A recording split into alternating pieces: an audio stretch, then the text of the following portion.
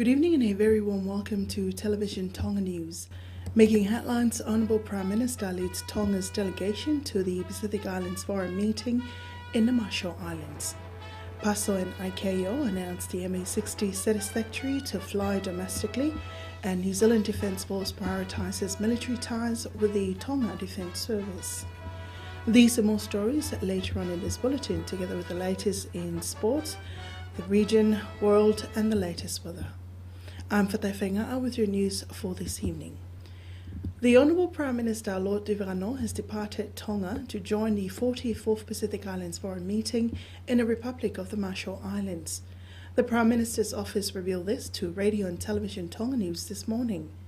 Tonga's delegation to the meeting includes the Minister of Education and Training, Dr. Ana Tauwhiolongaki, the Acting Chief Secretary and Acting Secretary to Cabinet, Ahalo Tupalo, and the Assistant Secretary of Foreign Affairs, Elsie Fukufuka. The meeting will discuss issues that are relevant to several development areas in the region.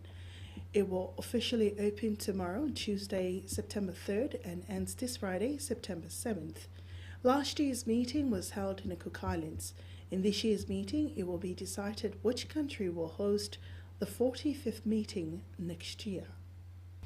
The Acting Prime Minister, Honourable Sami Waipulu, this morning reveals to Parliament that Pacific Aviation Safety Office, PASO, and the International Civil Aviation Organisation, ICAO, proved the MA-60 satisfactory to operate domestically. He reveals this to Parliament this morning after a special meeting in Bangkok and Beijing regarding the MA-60. Sinlato reports. In the Parliament's ordinary deliberations, the Acting Prime Minister said Tonga has followed orders to ensure that the MA-60 aircraft is satisfactory to resume operations. In a meeting he attended in Bangkok, the Acting Prime Minister said similar issues were raised where ICAO and PASO reaffirms that the MA-60 has obliged with the International Civil Aviation laws. The International Civil Aviation Documents 9760, Clause 435 states that if a nation does not construct aircraft, they can therefore use another aircraft proved satisfactory by another qualified manufacturer. The Cabinet therefore approved of China's airworthiness guidelines. Our meeting was therefore continued to Beijing in China. China's Civil Aviation Minister calls on New Zealand's ambassador in Beijing to explain on New Zealand's nonsense allegations towards the MA-60 and bring an end to it. The Acting Prime Minister continued with the diplomat's response. There were differences on New Zealand's ambassador to China's response than that of New Zealand's Foreign Minister Mari Makali's accusations of the aircraft. New Zealand's ambassador to Beijing said that New Zealand does not concern in regards of the aircraft but of the company that managed the MA-60. I then informed the Chinese officials that the owner of the local company that managed Real Tonga is the same person that looks after the Air New Zealand, Virgin Australia and Fiji Airways when they arrive in Nuku'alofa. However, these series of meetings were prompted after New Zealand's Foreign Minister, Mari Makali, warned New Zealanders that MA-60 is not in a satisfactory state to operate. MA-60 is China's gifted aircraft to Tonga. For Television Tonga News, I'm Sinilatu. From court, 5 people who have been accused for unlawful imprisonment of an Asian man and his son appeared at the magistrate court last Friday. Jen Shining from Habelululoto, Rui Zhongma from Patangata, Ti Feng Mo from Anana, Manalato from Patangata and Soningai from Puke were charged for unlawful imprisonment, abetting to commit unlawful imprisonment and armed robbery. Jen Shining was also charged with bodily harm. The incident occurred at Umusi early last month during a proposed business meeting. The family of the father and son were told to pay more than 400,000 paanga for their release. Chief Magistrate Salis Mafi released Manalato and Soningai on bail. The 3 Asian men accused in this case have been bailed out on 2,000 paanga each and sureties of 1,000 paanga each. They're not allowed to travel outside the country and must answer to a roll call every day at the Nuku'alofa police station. Radio and Television Tonga News understands that Defeng Mo from Anana is still out on bail for manslaughter in a different case. Lucky News, the legal counsel for the three accused Asian men, while Manukau Fusi represents the two Tongan men, and Aminia Sekefu is the Crown Counsel. The New Zealand Chief of Defence Force, Lieutenant General Rhys Jones, last week highlighted the importance of its military ties with Tonga's defence services during a 3-day official visit to Tonga last week. While in Tonga, he held meetings with the Prime Minister and other government officials. Sinlato reports. In a meeting with the local media, Lieutenant General Rhys Jones said that the New Zealand Defence Force and Tonga Defence Services have been working together for nearly a century. The Tongan military and the New Zealand military have had a long history of working together, almost 100 years of cooperation and partnership into our region, and so that long history provides a really good foundation for us to continue working strongly into the future. Lieutenant General Jones commended the Tonga Defence Services for its good reputation. The TDS has got a great reputation throughout the world. They've been working over the last decade with the Americans in Iraq, with the British in Afghanistan, with Australians and New Zealanders, and Papua New Guinea troops in the Solomon Islands. So there's great respect for the Tongan military. That will continue well into the future.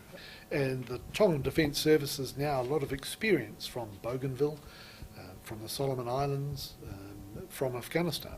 And it's very well appreciated and well respected around the world. And so its role in the future is going to be one more of partners with countries in the region.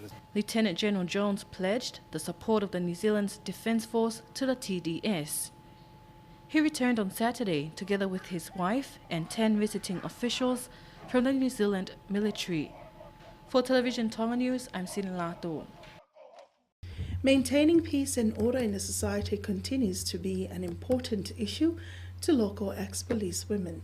Although they're no longer with the Tonga Police, they feel it's still their responsibility to ensure a safe environment for the public. Pia Olie tells you more. The leader of a group of local ex-police women, Helene Tuihalmaka, will take part in a 3-day workshop in Auckland, New Zealand. She says this is also an opportunity to share experiences and ideas with other ex-police women on how to continue ensuring that respect, peace and order is maintained in the communities. The program was initiated by Tonga ex-police women in New Zealand who extended the invitation to their fellow colleagues in Tonga. There will be discussions on how best to maintain peace and order in communities. This is very important now as times have changed and you no longer see the request that youth and children have for their elders. We are hoping to be able to ensure that such things are maintained in society. There are 10 ex-police Tonga women who will leave the country to take part in this special program, which will run from Tier 6 until the 8th of this month. The group leader thanked the public for their support, as well as Dr. Ana Maui Tauwhelungaki and Clive Edwards for the financial support. Pierre Ollier for Television Tonga News. The Ministry of Agriculture, Forestry, Food and Fisheries is looking at other sources of revenue for the kingdom, such as the farming of pearls. The Agriculture Minister Sengsta Salala revealed that this is a top priority for the country. Again, Pia Ollier with more on that story. A professor in agriculture from the James Cook University in Australia, Paul Southgate, is in the kingdom to discuss the farming of pearls with the Minister of Agriculture, Forestry, Food and Fisheries. It's very small scale at present, and there is little knowledge of business skills within the pearl farming community, or opportunities or know-how in terms of future development for the industry. So the reason we met with the Minister this morning was to inform him that we met with the Pearl Farmers Association in Bavau earlier this week, basically to forward this, which is a development plan for the Tongan pearl industry. He says if the project turns out well, it will serve a major source of income for the nation, and they can also export it to foreign markets. And collectively they brought us to a point now where we're ready to take the next step.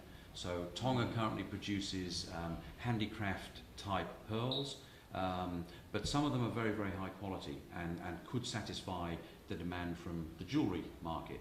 So there is currently no stratification in terms of the pearls produced and the market for Tongan pearls. This plan will help develop the industry, but will also help us develop markets and stratification of the market. So making sure that the high quality Tongan pearls go into the jewellery sector rather than into the handicraft sector. Professor Southgate says the project aims to assist business developments for pearl farmers in Vava'o, especially as Tonga has unique pearls, different from pearls found in other Pacific waters. He believes Tonga has a huge potential in terms of export. Pierre Ollier for Television Tonga News. That's the local news. Pacific is up next.